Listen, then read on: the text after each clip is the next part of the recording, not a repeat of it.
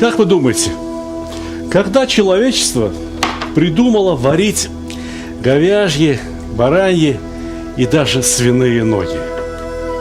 Кто тот светлый гений, который придумал использовать вот эти части туши?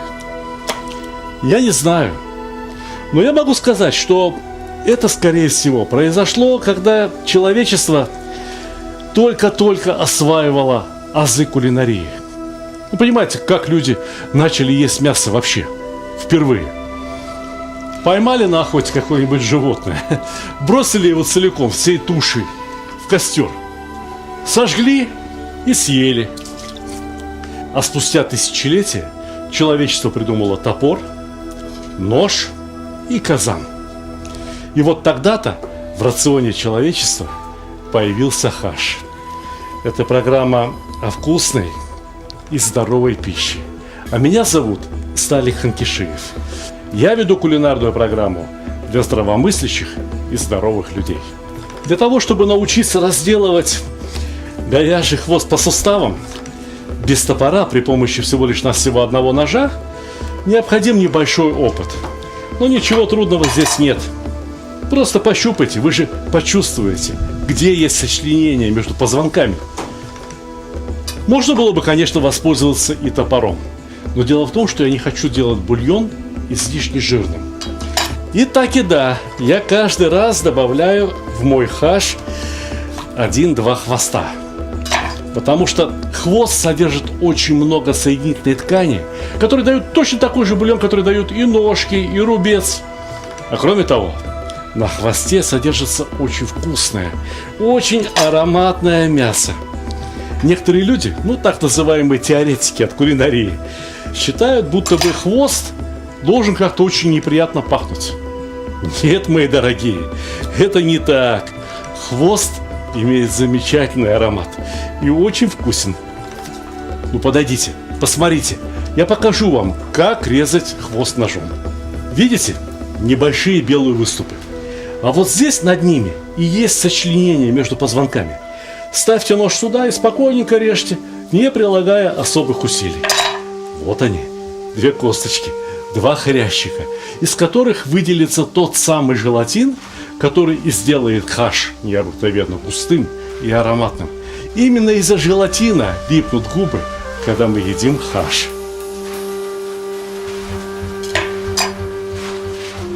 Вода закипела и достаточно. Что рубец, что ножки можно убирать из казана. Да, я сливаю первую воду. Если кто-то может назвать вот то, что здесь образовалось, бульоном,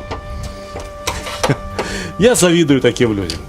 Здесь пока что нет никаких питательных веществ, зато полно довольно неприятного запаха, от которого я хочу избавить мой хаш. Именно поэтому первую воду я беспощадно сливаю.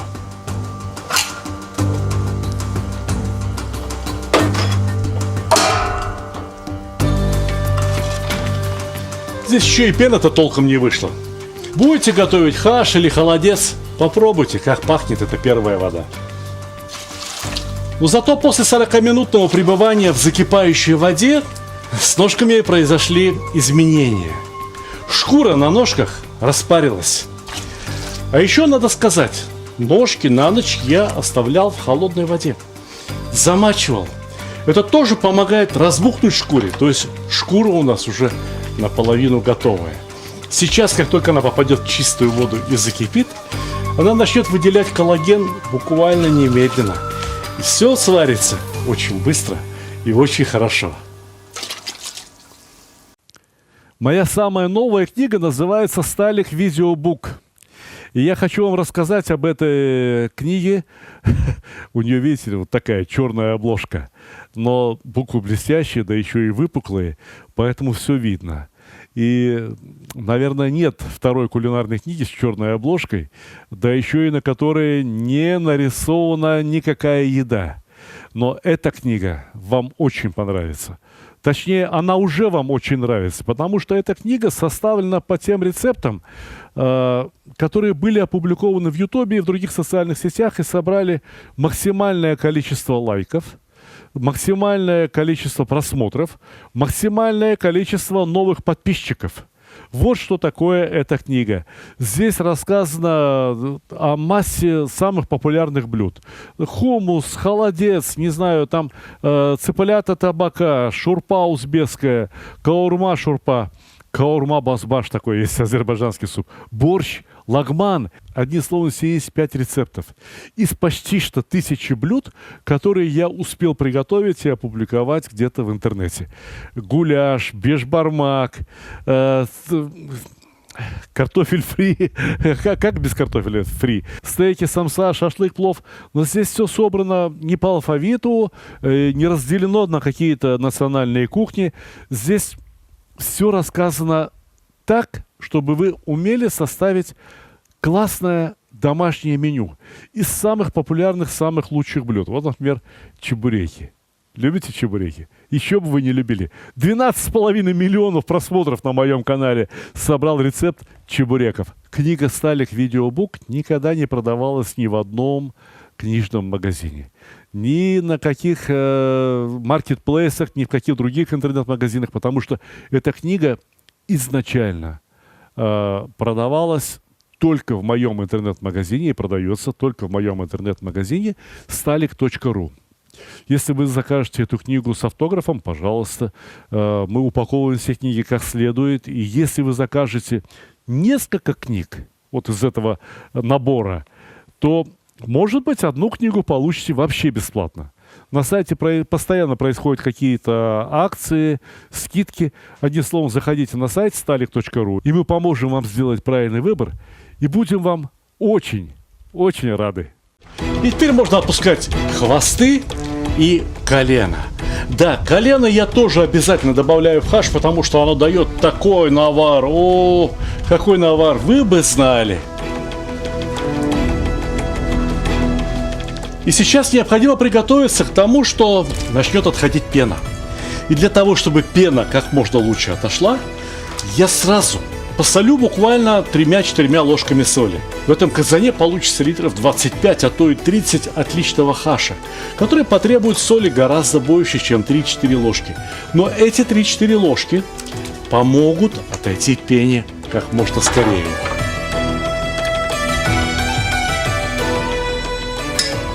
И пока у нас есть время, мы можем разобрать ножку. Многие предпочитают разрубить ноги, но в данном случае я уверен, что правильнее действовать именно ножом. Потому что эти кости содержат в себе костный мозг. Я не очень хочу получить слишком жирный бульон.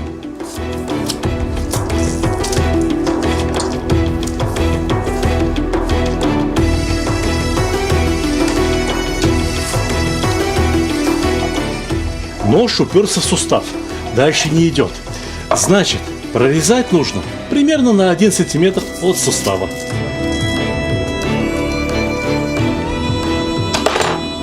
Жилы и хрящи в этом месте очень жесткие. Еще бы, их задача удержать всю тушу. Но ничего, мы их разварим и сделаем мягкими. Кроме того, они прямо очень клейкие. Нож уже клеится к моим рукам. И все. Пусть даже это и выглядит не слишком аккуратно, но какая разница, этому так долго варится. И пока это сварится, да разварится, все равно все отделится от костей. Вы же знаете, что вам рассказывать. А мне остается только рубец нарезать и тоже отправить его в казан. Пусть дальше варится.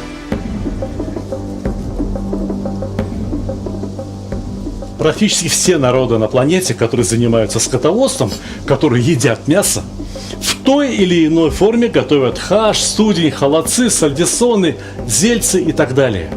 И очень многие используют желудок, или, как это говорится, рубец, именно для того, чтобы упаковать вместе мясо от ног, от головы, по шину, словом, все, что нуждается в долгом отваривании. Такого рода изделия обычно охлаждают и потом едят, может быть, на протяжении целой недели после того, как забили скотину. Но те народы, которые предпочитают употреблять то же самое, но в жидком виде, рубец отваривают вместе с ножками, вместе с коленями. А я, Сталик Хантишиев, еще и вместе с хвостами. Вообще говоря, я хаш готовлю не так, как готовят традиционно все остальные люди. И своими секретами я хочу поделиться с вами именно сегодня. Смотрите внимательно и не переключайтесь. Вы сегодня научитесь готовить самый вкусный в природе хаш.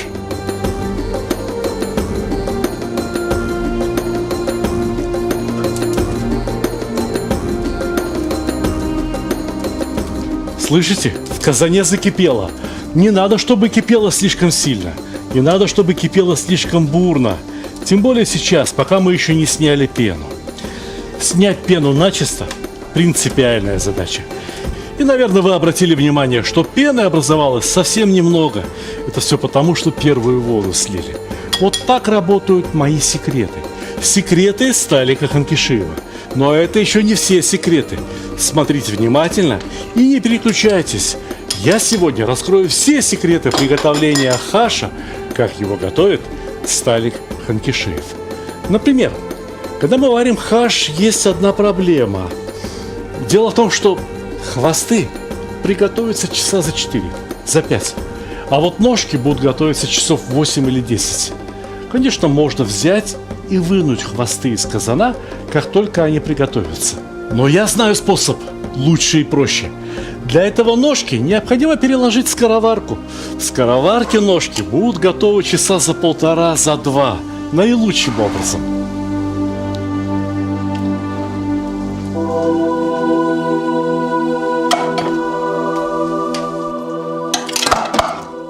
Разумеется, часть недоваренного бульона необходимо перелить в скороварку. Ножки же должны в чем-то вариться.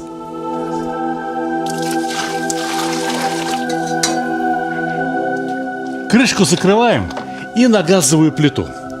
А вот с этим бульоном, что остался в казане, необходимо поработать. Я отлично знаю, что большинство людей, которые готовят хаш, никогда не добавляют в него лук. И должен сказать им, напрасно. Лук прямо в шелухе улучшает цвет бульона. И кроме того, улучшает аромат хаша. Послушайте, ну мало ли чего, что кто-то когда-то где-то не добавлял. Мы же готовим для себя, поэтому используем все знания о кулинарии для того, чтобы улучшить бульон, основу хаша. Например, в луковицу я вставляю гвоздики. Гвоздика специя очень резкая, очень сильная. Буквально несколько бутончиков гвоздики достаточно для того, чтобы исправить, улучшить аромат хаша. А помимо гвоздики, во все бульоны я добавляю черный перец горошком.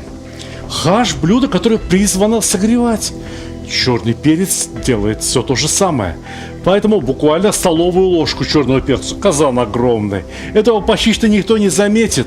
Разве что самые откровенные гурманы и знатоки кулинарии поймут, что это хаш не абы какой. Это хаш с черным перцем. Вот и все. Осталось только подождать. Хаш скоро будет готов. Но дело в том, что хаш – это не просто еда. Это еще и ритуал. Это еще и свита, которая играет короля. Главный визирь хаша – это лаваш. Но лаваш особый. Лаваш сухой, хрустящий. В Азербайджане выпекают особый вид лаваша, который еще называют юха.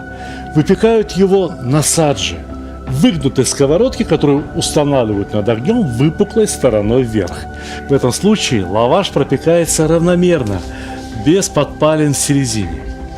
Лаваш обычно пекут таким образом, чтобы он оставался мягким, пластичным. А сейчас уже выпеченный лаваш я уложил на саж, и надо подождать, пока он подсохнет, пока он превратится в сухарик.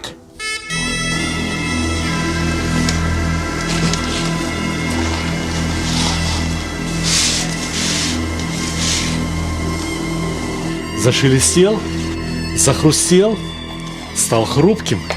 Вот такой лаваш нам и нужен, похожий по консистенции на еврейскую мацу. Есть хаш, нет лаваша, бери мацу и кушай. А еще я рекомендую попробовать хаш с узбекской лепешкой патыр.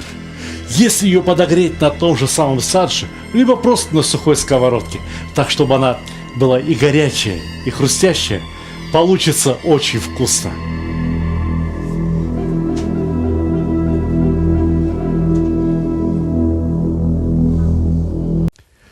Счастье кулинара. Знаете, почему я так назвал эту книгу? Дело в том, что я стал счастливым человеком только тогда, когда начал заниматься исключительно кулинарией, моим любимым делом. А как же я стал кулинаром? Эта книга во многом автобиографическая. Только и биографию свою я рассказываю не когда родился, где крестился и так далее.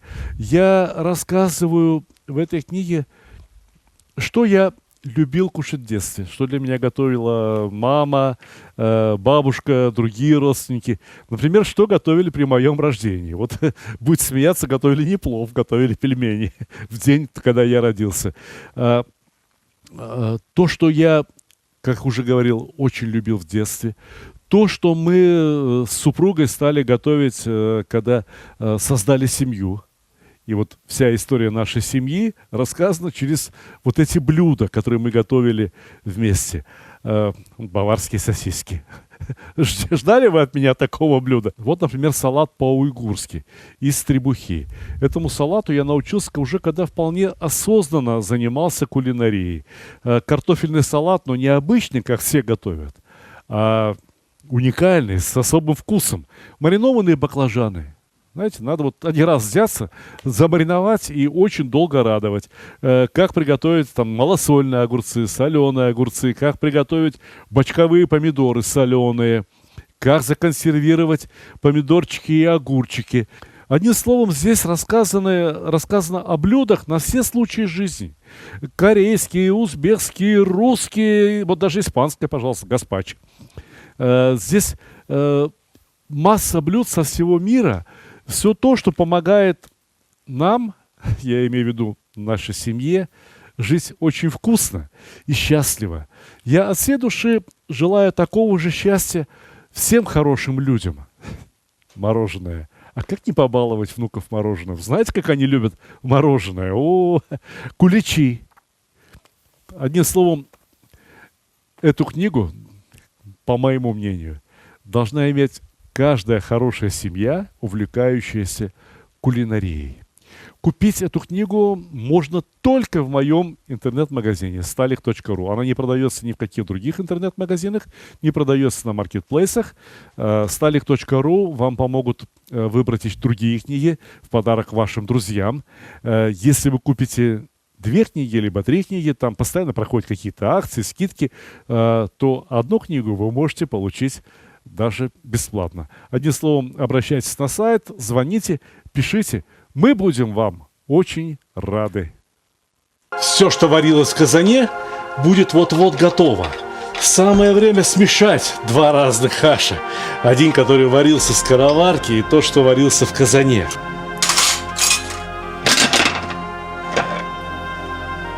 Ого! Вот где красота так красота. Ну что, переливаем аккуратненько.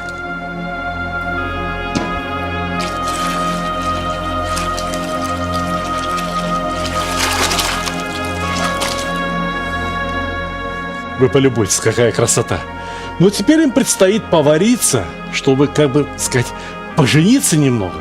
А кроме того, то, что мы солили с самого начала, ну там 3-4 столовые ложки, это совершенно ничтожное количество для почти что 30 литров хаша, который варится в моем казане.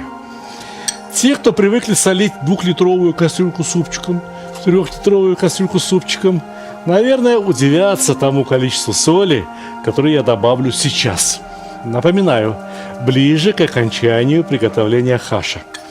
Ну, как минимум, еще 3 ложки, перемешать и только потом начинать пробовать.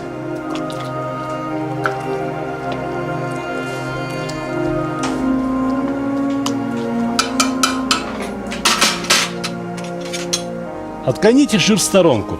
Соль в жирах не растворяется. Пробуйте только бульон. Как он? О, хорош. Хорош. Больше соли не потребуется. Ну а теперь хаш должен повариться еще хотя бы минут 30-40. И вы удивитесь тем изменениям, которые произойдут в моем казане. Ну а нам пора накрывать на стол.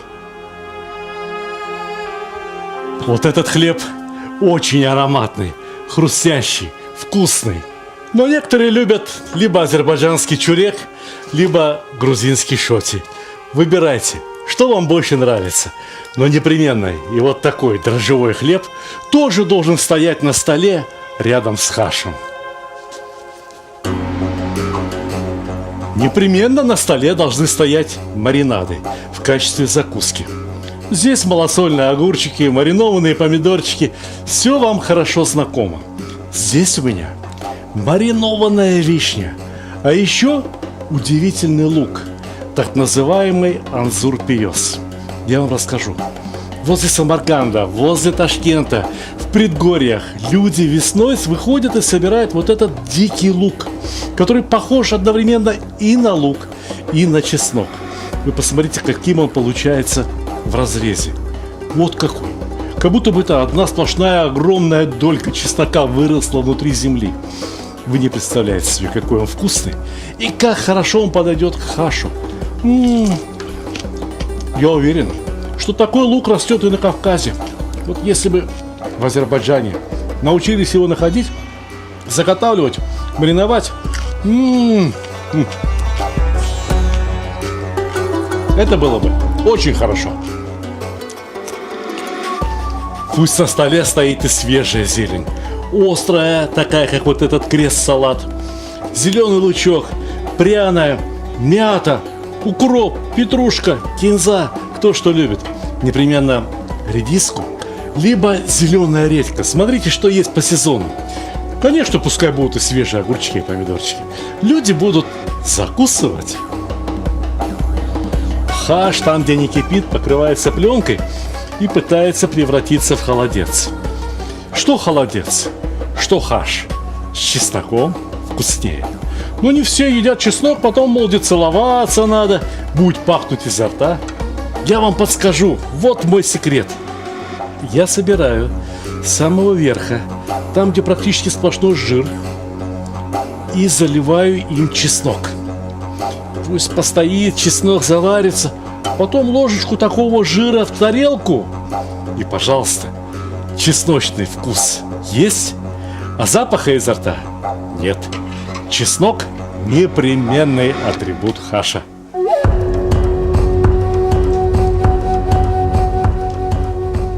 А вот это вовсе не то, что вы подумали.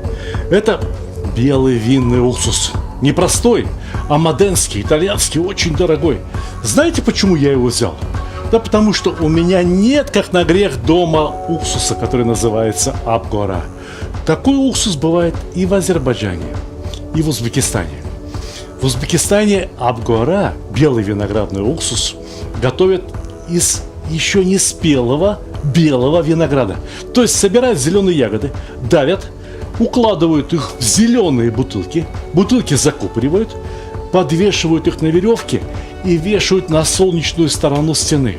И там они висят до тех пор, пока этот уксус не превратится в нечто желеподобное. Этакое зелено-желтое чудо, которое очень хорошо подходит хоть к плову, хоть к хашу. Особенно если кто любит. Я лично предпочитаю с чесночком.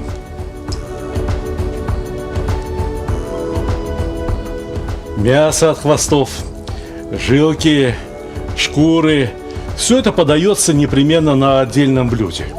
Вот так, чтобы подольше не остыло.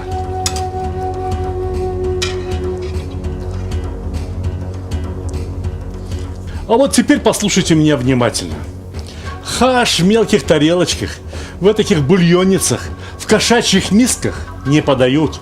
Потому что хаш едят настоящие мужчины в полном расцвете сил. Литровая миска. Вот достойная порция хаша.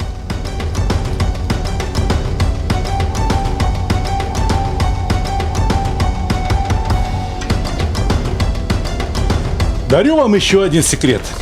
В такой миске хаш долго не остывает. Объем большой, понимаете? Очень долго остается горяченьким. Вот теперь можно сказать, что на стол подан хаш. Только я забыл одну очень важную деталь. Некоторые любят, чтобы было погорячее, чтобы было поострее. Для таких ребят По перчику. Хочешь зеленого, хочешь красненького. Выбирай на вкус. Знаете, чего не хватает? Не хватает соответствующего настроения. Мы его сейчас с вами организуем. Ну-ка, музыка! Приятного вам аппетита!